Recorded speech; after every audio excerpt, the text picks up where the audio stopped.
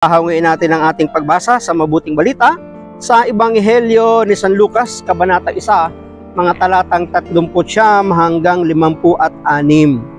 Si Maria ay nagmamadaling pumunta sa isang bayan sa kaburulan ng Huda. Pagdating sa bahay ni Zacarias, binati niya si Elizabeth. Nang marinig ni Elizabeth ang bati ni Maria, nagagalaw ang sanggol sa kanyang tiyan. Napuspos ng Espiritu Santo si Elizabeth at buong galak na sinabi, "Pinagpala ka sa mga babae at pinagpala rin ang dinadala mo sa iyong sinapupunan. Sino ako upang dalawin ng ina ng aking Panginoon? Sapagkat pagkarinig ko ng iyong bati, ay naggagalaw sa tuwa ang sanggol sa aking tiyan. Papalad ka sapagkat nanalig kang matutupad ang ipinasabi sa iyo ng Panginoon."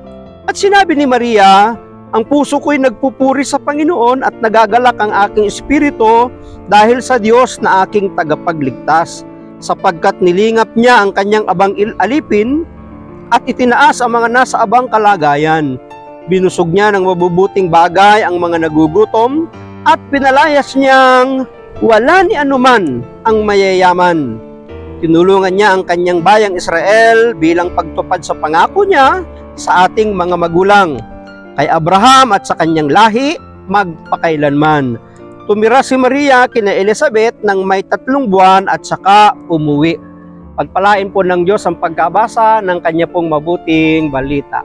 Sino ako upang dalawi ng ina ng aking Panginoon?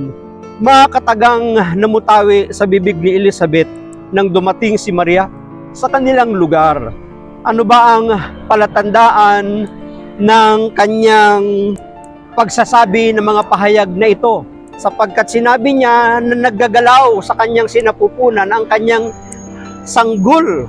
At alam naman natin kung sino yon, si Juan Bautista. Biruin nyo, sanggol pa lang si Juan Bautista, kinikilala niya na ang ating Panginoong Yesus na nasa sinapupunan na rin ng inang Birheng Maria.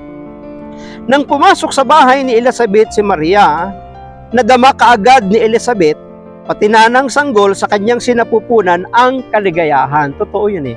Kapag dumating sa atin si Jesus, sa ating buhay, sa ating negosyo, sa ating tahanan, sa lahat ng ating ginagawa, nandoon ang malaking kagalakan. Kaya nga sa sino mang taong tumanggap kay Jesus, hindi siya mapapasaya ng anumang bagay sa mundong ito, sapagkat ang tunay na kaligayahan ay makakamtan lang sa ating Panginoong Jesus. Pagpapakumbaba ang naramdaman ng bawat isa, kaya sila ay nagagalak. Hindi karapat-dapat si Elizabeth na dalawin ng ina ng manunubos bagkus gaya ni Maria. Siya ay itinaas rin ng Diyos. Di ba alam din naman natin eh, nilingap ng Diyos si Elizabeth mula sa pagiging kalagayang baog dahil sa matagal na siyang may asawa, ngunit hindi sila nagkakaroon ng kanyang asawa ng anak. Kaya nga nilingap, iniligtas ng Diyos sa kahihiyang kalagayan si Elizabeth. Kaya nga, pareho silang nilingap ng ating Panginoon. Si Maria ay naglingkod kay Elizabeth hanggang ipinanganak si Juan. Sa simula pa lamang ang anak sa sinapupunan ni Maria ay nakaramdam na kung paano maglingkod ang alagad na si Maria kay Elizabeth. Nagsilbi si Maria kay Elizabeth hanggang ipinanganak si Juan. Kaya ganoon katagal na nanatili, tumira si Maria para bantayan ang pagdadalang tao hanggang sa panganganak ni Elizabeth, ang kanyang pinsan. Ang taong mapagpakumbaba ay naniniwala na mayroon pang ibang taong mas magaling kaysa kanya. Totoo yun. Ngunit hindi mababa ang pagtingin niya sa kanyang sarili, kundi para sa kanya. Ang Diyos ang kanyang lakas at sandigan. Gaya ni Elizabeth na nakaranas ng pangungutya ng kanyang mga kapitbahay sapagkat siya ay baog at hindi pinagpala ng Diyos, ngunit patuloy pa rin siyang namumuhay na tapat sa Diyos at siya ay ginantimpalaan ng ating Panginoon. Kaya nga huwag tayong mawawalan ng pag-asa.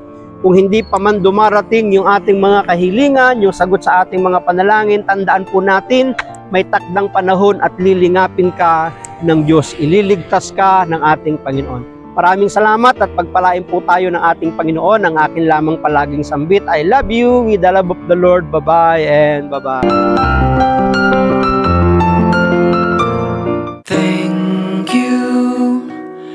Thank you for your smile.